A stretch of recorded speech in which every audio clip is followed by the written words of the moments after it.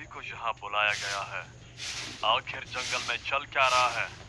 हम में से किसी ने तो जंगल के किसी भी जानवर से ये नहीं कहा कि जंगल के जानवर रानी साहिबा या मुझसे किसी एक को चुने।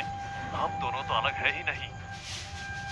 भले ही महाराज आप दोनों अलग नहीं हैं, लेकिन हमें रानी साहिबा पसंद है और हम चाहते हैं कि जंगल पर राज रानी साहिबा का हो। रानी साहिबा का। रानी साहिबा इस जंगल की हुकूमत को संभाले।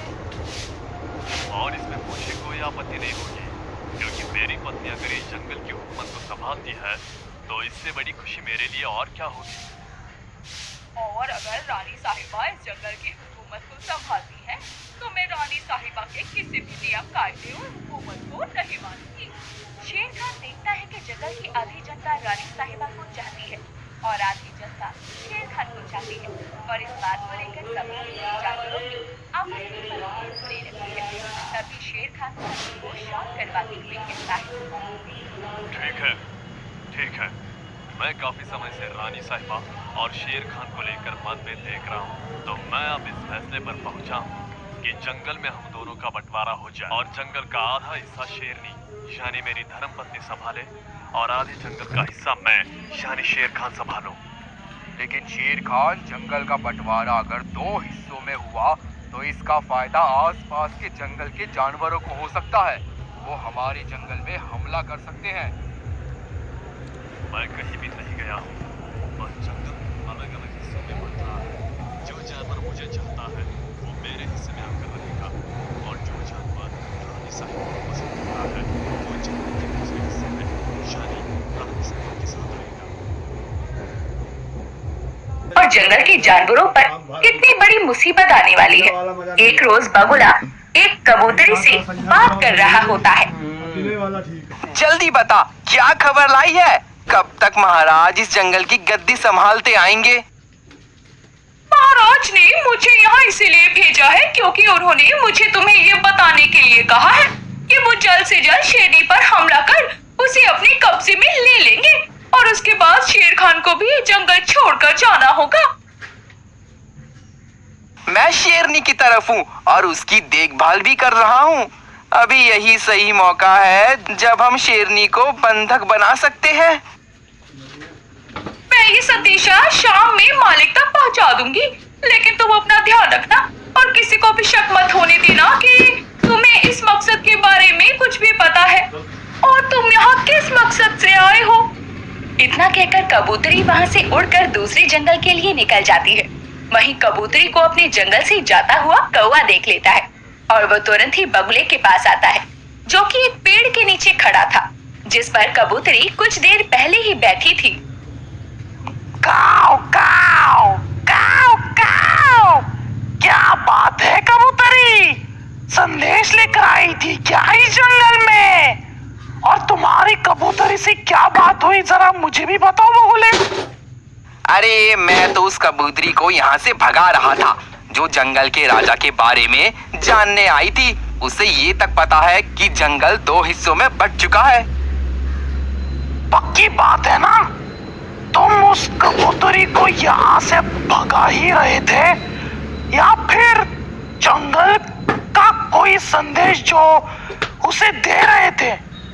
मेरी बात पर विश्वास करो, मैं बस उसे खदेड़ रहा था और कुछ भी नहीं। बगुला कौवे को देखकर घबरा जाता है, लेकिन कौवा भी समझ जाता है कि बगुला कुछ तो उससे छुपा रहा है। लेकिन उस वक्त वो उन बातों पर गौर न देते हुए वहाँ से चला जाता है। अब वैसे ही शेर खान और शेरनी के जंगल के बंटवारे के बाद जंगल के जानवर और पक्षी कई दिन आराम से रहते हैं। तभी एक रोज अचानक से जंगल में एक शेर शेरनी का आना होता है और वो जंगल में आकर शेरनी को बंदी बना लेते हैं।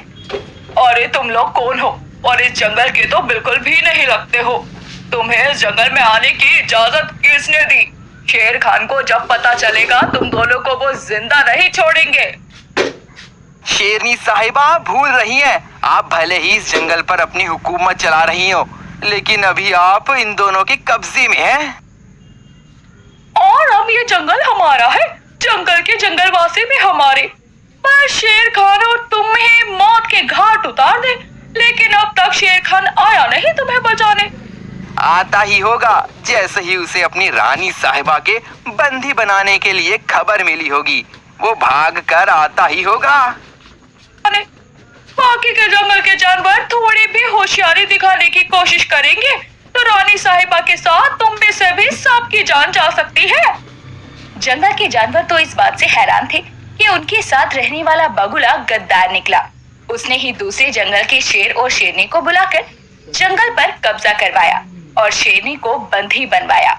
अब शेर खान को जब उसकी पत्नी रानी साहिबा के दूसरे जंगल के शेर शेरनी द्वारा पकड़े जाने की खबर मिलती है तो वो जल्दी से वहां आ पहुंचता है। तुम दोनों जो भी हो, मुझे तुम दोनों से कोई मतलब नहीं है, लेकिन तुम मेरी धर्म पत्नी रानी साहिबा को छोड़ दो। तुम जो चाहते हो तुम्हें सब मिल जाएगा। अगर इन दोनों को हम जंगल के जानवर चाहिए होंगे तो क्या शेर खान आप अपनी रानी साहिबा के लिए हम जंगल के जानवरों की बाजी? क्या शेर खान अपनी रानी साहिबा के लिए हम जंगल के जानवरों को भी दांव पर लगा देगा? अगर ऐसा है तो हमें नहीं चाहिए ऐसा राजा रानी। जंगल के जानवर शेर खान के खिलाफ होते जा रहे थे। वहीं शेरनी को बंधक बना देखकर हाथी बगुले की चाल से वाकिफ हो चुका था, लेकिन शेर खान अभी अपनी रानी साहिबा को बचाने के लिए कुछ भी करने को तैयार था। मेरी शर्त यह है कि तुम अपनी रानी साहिबा के साथ इस जंगल को छोड़कर चले जाओगे, तभी मैं तुम्हारी रानी साहिबा को छोड़ूंगी, वरना मेरा लाया हुआ बॉडीगार्ड देख रहे हो ना तुम, मेरा पति, इसके मुंह से अब तक एक आवाज नहीं निकली है। ये बोलता कम है और काटता ज्यादा है। तुम जो भी कहो मैं करने के लिए तैयार हूँ, लेकिन अभी मेरी रानी साहिबा को छोड़ दो, यहाँ से चले जाऊंगा। हाँ, तुम रानी साहिबा को छोड़ दो और तुम जैसा कहोगी शेर खान वैसा ही करेगा, क्योंकि शेर खान अपने जुबान का पक्का है। बहुत खूब बगुले, इसे छोड़ दिया जाए और रानी साहिबा आप यहाँ से जा सकती है। रही बात इन बेचारे जंगल के जानवरों की, जो कुछ दिन पहले तक जंगल तो दो हिस्सों में बट ही चुका था, उनका क्या होगा? शेर खान, हमें भी अपने साथ ले चलो, हम भी यहाँ रहना नहीं चाहते, ये दुष्ट हमें मार डालेंगे। अरे हाँ हाँ शेर खान, हमें यहाँ से ले चलो ना, हमें भी जंगल के बंटवारे के लिए बगुले ने कान भरे थे। हमें क्या पता था कि ये बगुला धोखेबाज है, हमारे जंगल में रहकर हमारा ही खाना खाकर हमारी ही पीठ पर खंजर घोंपेगा। मेरे चप्पल से निकलकर बचकर जाना तुम लोगों के लिए इतना भी आसान नहीं होगा। अब तुम लोग मेरे कब्जे में हो और ये जंगल जो कुछ दिनों पहले तक दो हिस्से में बटा हुआ था वो एक हिस्से में रहेगा और मेरा जब भी मन करेगा किसी भी जानवर को अपना शिकार बना सकती हूँ। ये जंगल मेरा है और इस जंगल पर अब से मेरी ही हुकूमत चलेगी। और आपका मंत्री अब जो भी कहे मैं वो सब करने के लिए तैयार हूँ। तुम्हें क्या लगता है बगुला, तुमने कुछ भी नहीं किया, तुम्हारी ही वजह से तो ये जंगल मेरे नाम हुआ है। इस जंगल पर राज करने का सपना तो मैं काफी समय से देख रही थी, लेकिन मेरी चाल कामयाब हुई। चलो चलो, अब यहाँ खड़े क्यों हो तुम लोग? जाओ दोनों के दोनों यहाँ से, कोई और दूसरा जंगल ढूंढो अपनी हुकूमत चलाने के लिए। वैसे तुम दोनों इस जंगल से निकलने के बाद मारे जाओगे, क्योंकि आगे के जंगल में भेड़िए और लकड़बग्घों का झुंड रहता है। शेर खान और शेरनी जंगल छोड़ने का मन बना चुके थे, लेकिन दोनों इतनी आसानी से जंगल छोड़कर कैसे जाते? आखिर जंगल तो उनका ही था और जंगल के वासियों से दोनों को बहुत लगाव था। सबके सामने शेर खान और शेरनी जंगल से तो चले जाते हैं, लेकिन देर रात शेर और शेरनी को बंदी बना लिया जाता है, जो कि दूसरे जंगल से आकर शेर खान के जंगल पर राज करने आए थे। अब अगली सुबह जब जंगल के जानवर एक जगह इकट्ठा होते हैं तो वो देखते हैं कि बाहर के जंगल से आए शेर और शेरनी को उनके राजा शेर खान और रानी साहिबा ने बंदी बनाकर रखा है और बगुला भी साथ में रस्सी से बंधा हुआ था। शेर, शेरनी और बगुले तीनों को एक ही रस्सी से बांध दिया जाता है और वो भी नींद में। बगुले, तुम्हें मैंने कहा था ना तुम्हें जागकर रात काटनी है, लेकिन तुम्हें सोना पसंद है, अब भुगत लिया ना अंजाम। तुम इतनी आसानी से मेरे जंगल पर कब्जा कैसे कर सकती हो? तुमने सोच भी कैसे लिया? मैं अपने जंगल के जानवरों को छोड़कर यहाँ से चला जाऊंगा। मैं अपनी जान देना मंजूर कर सकता हूँ, लेकिन इस जंगल को छोड़कर जाना बिल्कुल भी नहीं। बिल्कुल सही कहा शेर खान ने। मेरे पति शेर खान खुदगर्ज बिल्कुल नहीं है। इन्होंने इस जंगल को 20 सालों से भी ज्यादा सालों से संभाला है और जंगल के जानवरों को भी ढेर सारा प्यार दिया है। भले ही जंगल के जानवरों में किसी न किसी बात को लेकर बहस और मतभेद चलते रहे। लेकिन शेर खान, इन तीनों का क्या किया जाए ये भी बता दीजिए।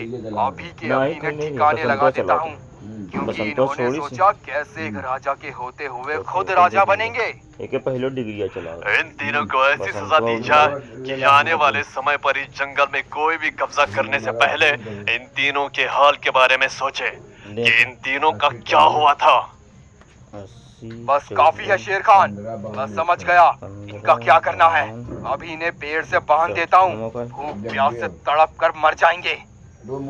हाथी भी शेर खान की बात मानते हुए तीनों को एक पेड़ से बांध देता है और तीनों भूखे प्यासे तड़प रहे होते हैं और तड़पते तड़पते तीनों की मौत हो जाती है।